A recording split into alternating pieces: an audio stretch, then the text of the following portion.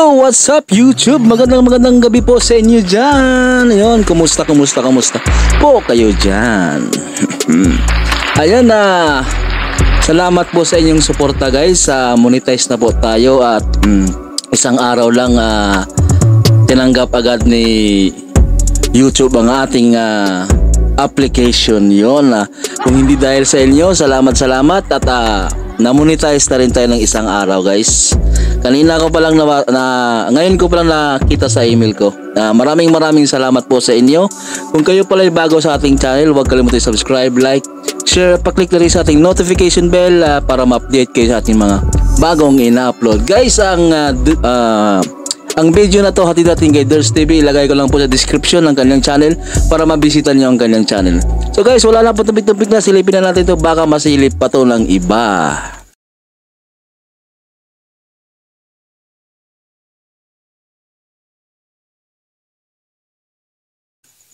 Andito na naman ako, ang inyong lingkod na legit Dower Cards na tagahatid na mga legit na kaganapan tungkol sa TBJ. Kaya kung isa kayo sa hindi pa nakasubscribe sa ating channel, i-click nyo na po ang subscribe at bell button dyan sa baba para pag may mga bago akong balita ay mano-notify po kayo agad-agad. At bago nga po natin simulan ng balitaan, ay nais ko lamang pong magpasalamat sa inyong lahat sa walang sawa po ninyong pagsuporta at pakikinig sa aking mga daily update. So eto na at simulan na po natin ang balitaan at unahin natin ang tungkol muna sa online views na mga noontime show bago tayo magtungo sa mainit-init ngayon na balita na hatol sa kalabang show ng TBJ. Hindi lang po ito 1 week na suspension. Matindi po ito. Malaking kabawasan sa income ng GMA ito. So mamaya tatalakayin natin yan, kaya huwag kayong mainip. Okay? Pakinggan nyo po ito mga balita ko muna. Okay? So narito po ang mga online views na mga noontime show dito po sa ating bansa. So noontime show concurrent views FB and YouTube September 4, 2023 Monday 1:30 PM. So today po yan. So ang EAT may 10K na views dyan po sa Facebook, 37K sa TBJ na YouTube channel po nila, and 80K dyan po sa TV5 Philippines na YouTube channel. So total of 127K na viewers online. At ang Showtime naman ay meron pong 6.8K sa Facebook plus 52K. Diyan siguro yan sa Showtime, And syempre sa ABS-CBN itong 84K na views. So total of 142.8K. At sa Tape Bulaga naman, 585 sa Facebook plus 1.5K sa YouTube ni Isko Moreno, So total of 2.85K po, 'di ba? So lumamang po ang Showtime sa views online laban po sa EAT. Pumangalawa lang po ang EAT at pangatlo naman po ang Tape Bulaga. Dito pa lang po kitang-kita na kung sino po yung dapat at pangalawa lagi sa ratings. Walang iba kundi po ang Showtime at hindi po ang Tape Bulaga. Kasi syempre, pag malakas ka sa online, malakas ka din sa televiewers. Kaso mo ang Tape Bulaga mahina po sa online, ganon din po dapat sa televiewers. Pag mahina sa online, same din yan sa televiewers. Ganun lang yan. Pag mahina ka sa tao, mahina ka sa lahat. Ang Showtime naman kasi, may laban sila, Pumapangalawa po sila na malakas na noontime show sa ating bansa. Pangalawa po dito po sa EAT.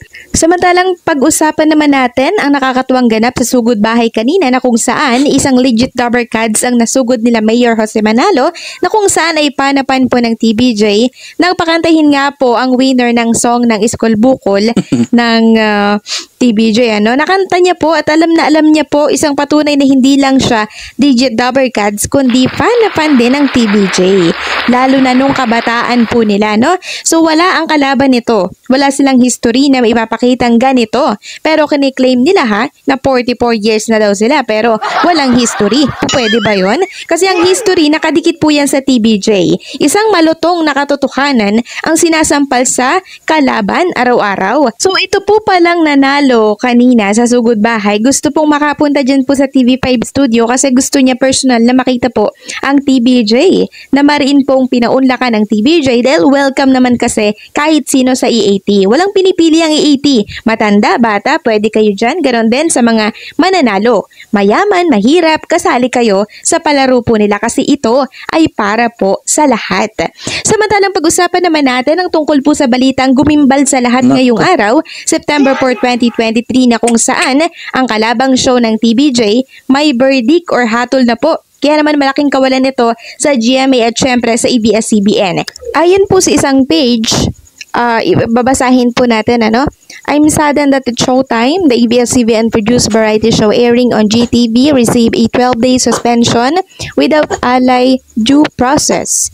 Vice Ganda's Cake Tingly Antique in one of its past episode was said to be the culprit. I personally deem in harmless, so did most netizen go figure. Ang lala na nangyari sa It's Showtime because from my recollection, this is the worst suspension a TV show received, 12 days. Yan kasi, ayan, nangangamoy suspension na. Patay tayo dyan. Tuloy na natin. The suspension would like be appealed. So what do you think? Was the suspension justified? So yan po ang isa sa nabasa po nating post ng isang page. At eto pa po ang isang post ng isang netizen. OMG verdict ng MTRCB on Showtime, 12-day suspension. This was so sad. Anong nangyari?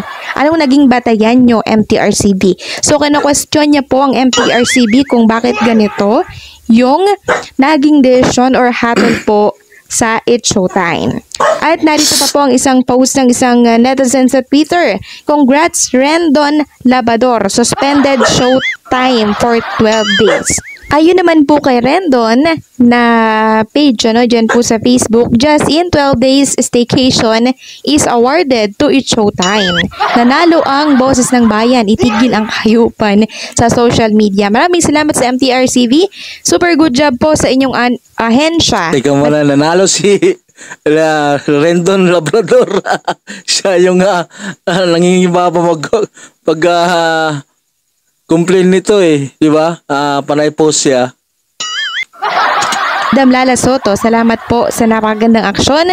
Magkakasundo po tayong lahat sa pagprotekta ng kabataan laban sa kalaswaan. Congratulations, Vice, and Ayon on this new milestone. So, gumawa po siya dyan ng nakasulat pa nga po dyan sa likuran ng kanyang picture. It's Showtime, 12-day suspension. Record-breaking suspension, a TV show ever received. Congratulations, Vice and Ayon. So, parang nangaasar pa po itong si Rendon Labador sa kanyang naging post, So, suspended po ang It's Showtime ng 12 days. Ayon yan sa ating mga nabasa. So, apektado din dito ang GMA Network kasi sa GTV po ito umeere, Tama. So, mababakanti po ang slot ng It's Showtime ng 12 days dyan po sa GTV. Siyempre, malaking kabawasang income din po ito sa GMA at ABS-CBN dahil sa walang papasok na ads or income sa kanilang network sa time slot ng It's Showtime. Kaya naman, nagluluksa po ang buong Showtime family sa balitang ito. May hindi makapaniwala, may ilang nagagalit at hindi po matanggap yung nangyari dahil biruin mo yun, 12 days po ito, hindi po ito biro. Ito yung malaking income siguro na mawawala po sa ABS-CBN at syempre, dyan po sa GTV na pag-may-ari po syempre ng GMA. So, 2 linggo po ang mawawala sa kanilang kita. Marami na din po kasi ang kasalanan na nagawa po ng It's Showtime or paglabag dyan po sa MTRCB. Kaya dapat lang na managot sila sa MTRCB kasi kung hindi, paulit-ulit na lang po nilang gagawin yung mga kamalian po nila hanggat hindi po sila nabibigyan ng parusa, 'di ba? Kung hindi sila bibigyan ng parusa, paulit-ulit na lang talaga. So, mabuti suspension lang po yung binigay dito po sa It's Showtime. So, 12 days lang yon. Mabuti nga, hindi po cancellation ng permit to exhibit ang binigay po sa kanilang verdict, di ba? So, mas matindi po yun. Hindi na po talaga sila makaka-ere nun, di ba? Kaya pasalamat po sila na 12 days lang ang verdict na natanggap po nila mula po dyan sa MTRCB. Kasi may may chance pa po silang magsimula ulit, 'di ba? May chance pa sila na baguhin po nila yung mga pagkakamali na nagawa po nila sa kanilang show. So ano po ang masasabi niyo? Ayan na ang resulta. Yan, yung pinaggagawa niyo Ayon at Vice. Buti nga suspension lang yan, 12 days hindi kayo tinanggal sa noon time show. Okay lang yan, 12 days lang yan, bakasyon lang muna, madami naman kayong mga pera, di ba? Ayan isa naman panibagong reaction video ang ating natapos guys. Hatid natin kay Dares TV. Sa description ko lang po ilagay para mabisita nyo ang kanyang channel. Kung kayo pala ay bago sa ating channel, paki-like, subscribe at pa-click na rin sa ating notification bell para ma-update kayo sa ating mga bagong ina-upload. Ay salamat po sa inyong suporta. Monetize na po ang ating channel at ang bilis ng aksyon ni YouTube. Ayan. God bless po sa inyo. Ingat at stay safe. Stay safe. Bye-bye.